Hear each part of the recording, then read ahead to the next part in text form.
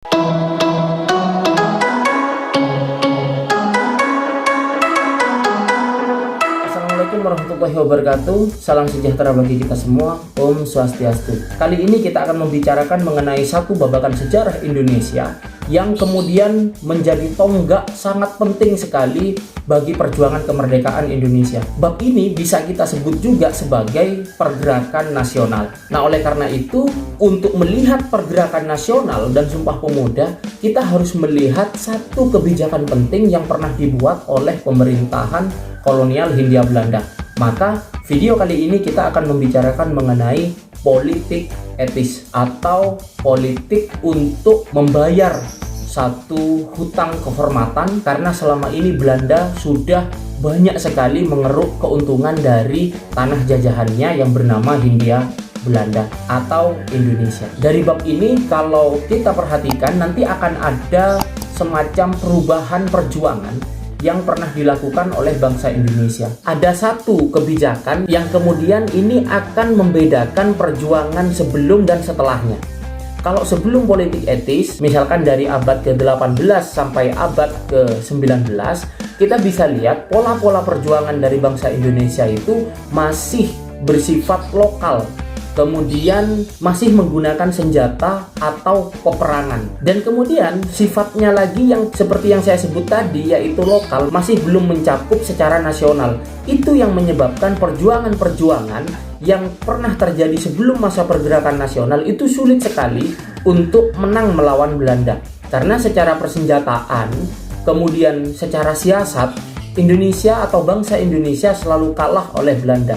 Belanda yang penuh dengan tipu muslihat, kemudian juga ditunjang oleh senjata-senjata yang memadai, membuat bangsa Indonesia ketika melakukan perlawanan itu tidak banyak mendapatkan kemenangan. Ini beda halnya ketika masa pergerakan nasional setelah diberlakukannya politik etis. Nah, sekarang pertanyaannya, mengapa kemudian politik etis itu diberlakukan? Nah, politik etis diberlakukan oleh karena Belanda atau kerajaan Belanda banyak mendapat protes bahkan dari orang-orang Belanda sendiri. Abad ke-19, tepatnya 1860, ada seorang Belanda misalkan yang pernah menulis satu novel yang berisi protes terhadap pemerintah Hindia Belanda. Misalkan sistem tanam paksa waktu itu yang sangat menindas sekali, kemudian sistem feodalisme yang membuat bupati-bupati di daerah-daerah banyak menghisap rakyatnya sendiri. Tulisan itu berjudul Max Havelaar yang ditulis oleh Edward Dousdekker, atau kita lebih kenal nama penanya itu adalah Multatuli. Nah, buku itu seperti ini. Nah, kemudian selain dari Max Havelaar, ada juga Cornat Theodor van Deventer. Ketika sistem tanam paksa itu berakhir, kan setelah itu Belanda melakukan sistem politik atau ekonomi pintu terbuka. Nah, sistem pintu terbuka itu atau sistem politik dan ekonomi liberal masa 1870-an sampai 1900 itu, sistem seperti itu juga tidak banyak membantu rakyat-rakyat pribumi. Ketika dirubah dari pola konservatif ke pola liberal, masih terjadi banyak sekali penderitaan. Oleh karena itu muncul akhirnya sebuah tulisan yang ditulis oleh anggota parlemen Belanda waktu itu, yaitu Cornat Theodor van Deventer. Tulisannya itu berjudul Hutang Kehormatan. Nah, dalam tulisan itu Van Deventer itu mengatakan bahwa negeri Belanda atau kerajaan Belanda itu mempunyai banyak sekali hutang terhadap rakyat-rakyat pribumi di Hindia atau di Indonesia. Karena apa yang waktu itu dimiliki oleh kerajaan Hindia Belanda, kekayaan-kekayaan, infrastruktur di negeri Belanda, itu tak lain dan tak bukan adalah hasil daripada penghisapan rakyat-rakyat pribumi di tanah Indonesia. Oleh karena itu, Van Deventer memprotes keras, kemudian memberikan usul untuk pemerintah kolonial Hindia Belanda atau kerajaan Belanda memberikan satu kebijakan politik dan ekonomi yang akan menguntungkan rakyat pribumi.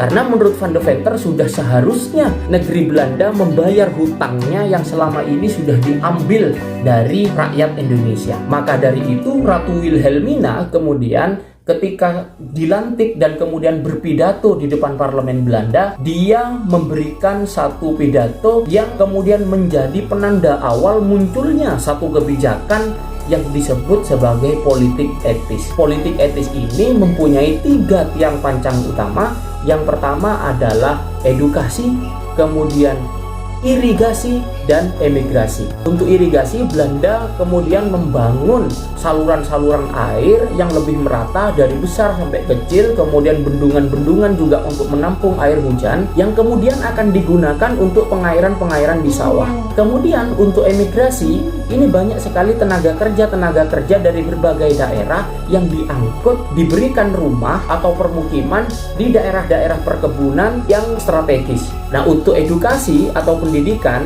di sektor inilah yang kemudian membawa Indonesia ke wajah barunya. Makanya ada yang mengatakan juga bahwa ketika Belanda memberlakukan politik etis yang salah satunya di situ memberikan pendidikan kepada bangsa Indonesia, itu sama saja sebetulnya Belanda sedang menggali kuburannya sendiri. Karena dari kebijakan edukasi inilah sekolah-sekolah menjadi merata. Dan kemudian muncul elit-elit baru yang kalau di dalam bukunya Robert Van Til dikatakan ya munculnya elit modern. Siapakah elit modern ini?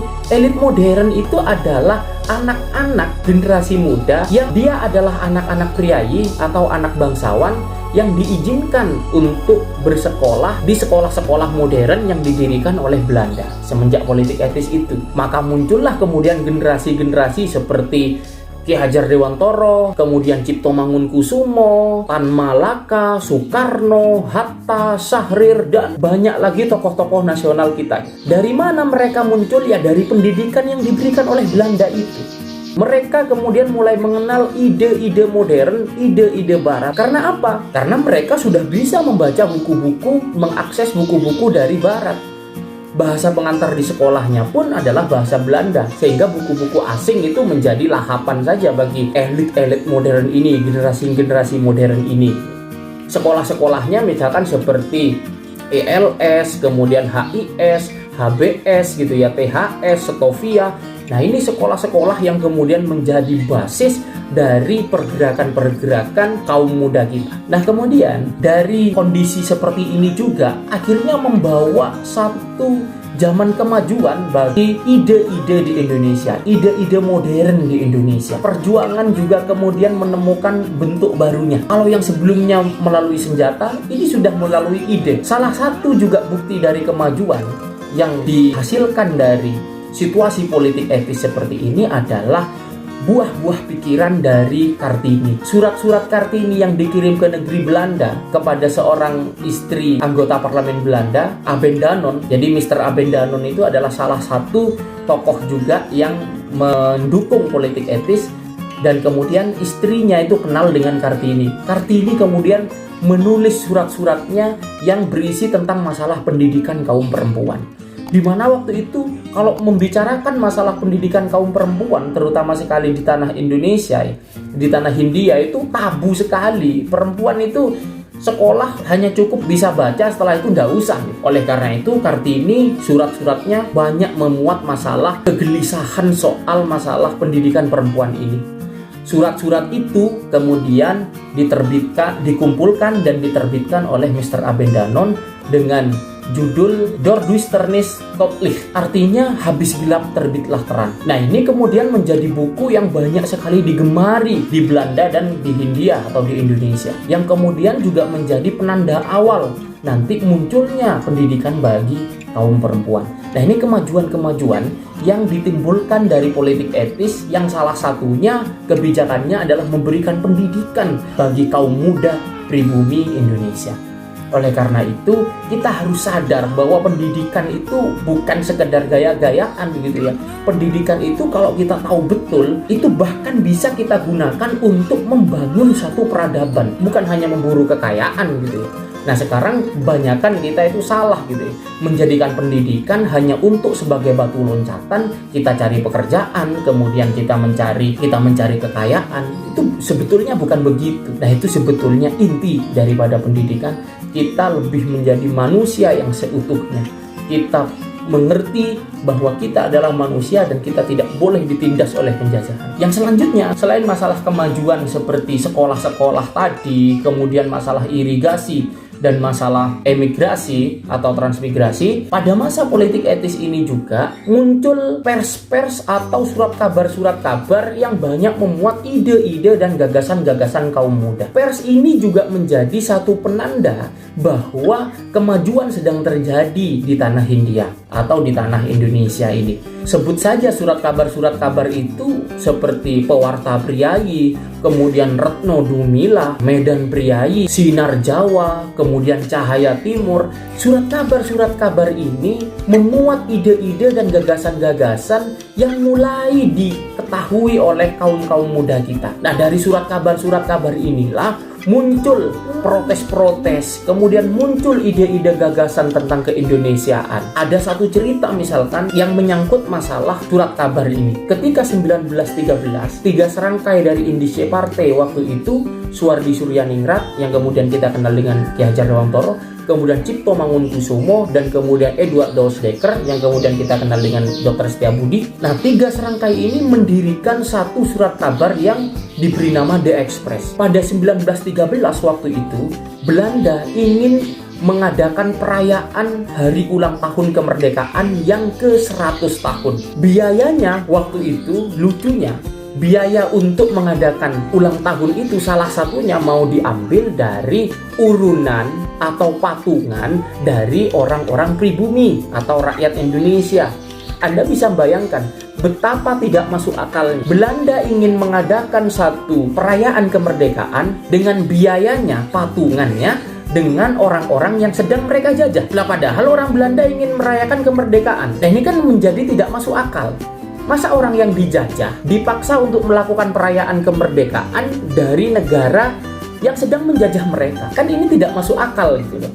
Oleh karena itu muncul kemudian tulisan di surat kabar The Express waktu itu yang ditulis oleh Suwardi Suryaningrat atau Ki Hajar Dewantoro yang berjudul, kalau dalam bahasa Belandanya itu adalah Als ik eens Nederland was, atau dalam bahasa Indonesianya Andai Aku Seorang Belanda.